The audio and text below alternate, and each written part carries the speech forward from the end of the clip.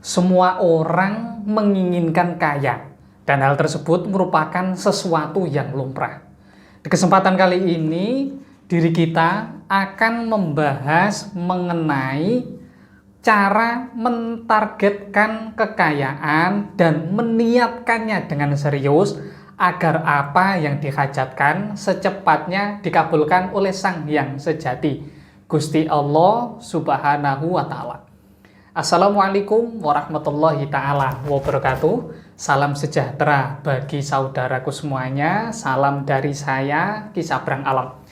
Di kesempatan kali ini kita akan membahas mengenai hal-hal yang berkaitan dengan masalah kekayaan dan bagaimana caranya diri kita mentargetkan akan kekayaan tersebut dan apa yang menjadi hajatnya ataupun keinginannya secepatnya terpenuhi.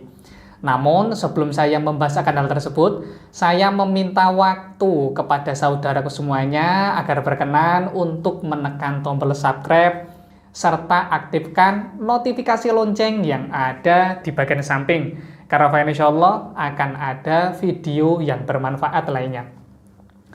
Kali ini kita pembahasannya berdasarkan kitab, G.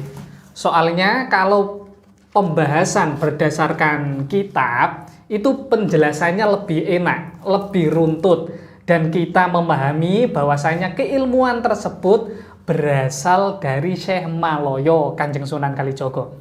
Yang pertama, dalam kitab ini dijelaskan bahwasanya cara mentargetkan kekayaan yaitu dengan niat menggunakan bahasa hati. Ketika diri kita mempunyai sebuah keinginan, dalam hal ini kaitannya dengan masalah kekayaan, maka dalam diri kita harus ada azam, harus ada niat yang begitu serius. Karena niat yang begitu serius akan memunculkan sebuah energi spiritual.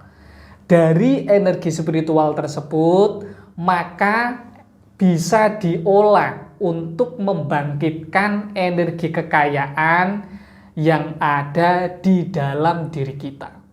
Nanti energi tersebut dibangkitkan apakah melalui wirid, melalui amalan, dan juga memanfaatkan agama spiritual. Selain itu, kita harus mengatur hati agar senantiasa bersyukur. Lah, wujud dari energi kekayaan, energi pesugihan, yaitu dengan mensyukuri semua hal, semua keadaan yang ada. Karena ketika diri kita sudah berkenan untuk bersyukur sama Sang Hyang Sejati, Gusti Allah Subhanahu wa Ta'ala, maka diri ini sudah menghargai akan sesuatu hal yang diberikan sama Gusti Allah. Apakah menghargai berkenaan dengan masalah kesehatan, apakah menghargai berkenaan dengan masalah kesempatan, menghargai berkenaan dengan masalah kecerdasan intelektual yang kita punya.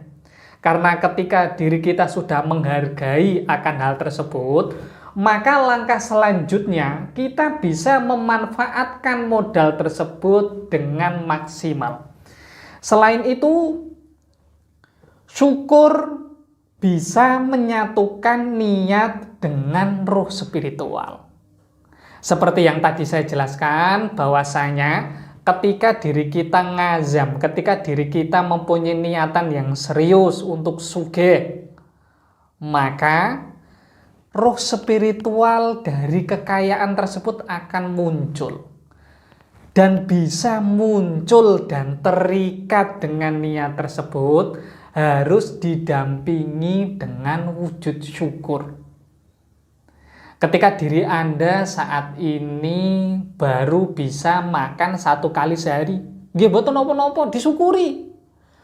Karena wujud syukur tersebut nantinya yang akan membuka rahmatnya Gusti Allah, kenikmatannya Gusti Allah, kelimpahan dari Gusti Allah.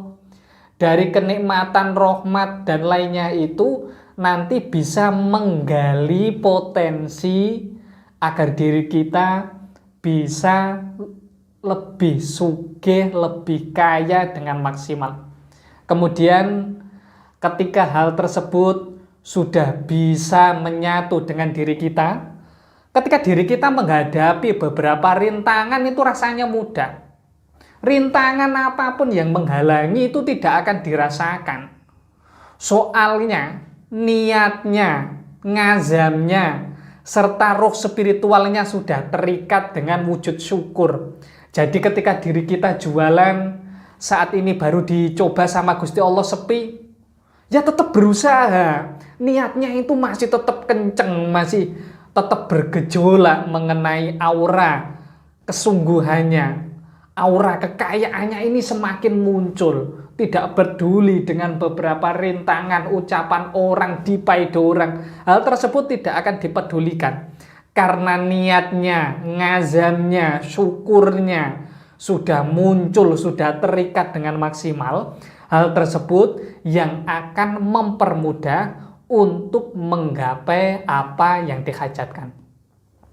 Dari keterangan kitab ini, kita mengetahui bahwasanya niat merupakan peranan yang sangat penting untuk mewujudkan apa yang dihajatkan.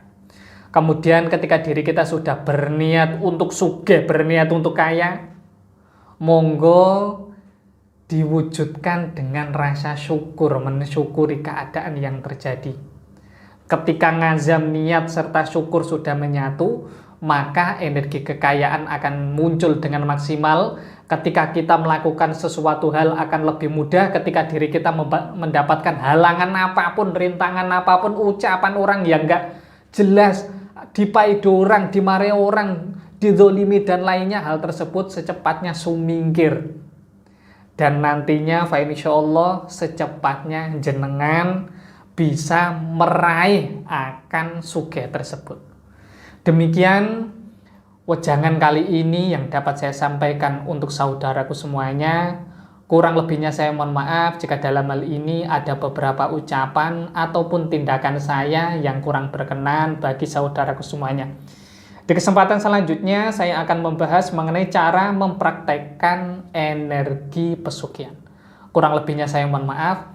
Wassalamualaikum warahmatullahi ta'ala wabarakatuh. Salam sejahtera bagi saudaraku semuanya. Salam dari saya, Ki Sabrang Alam.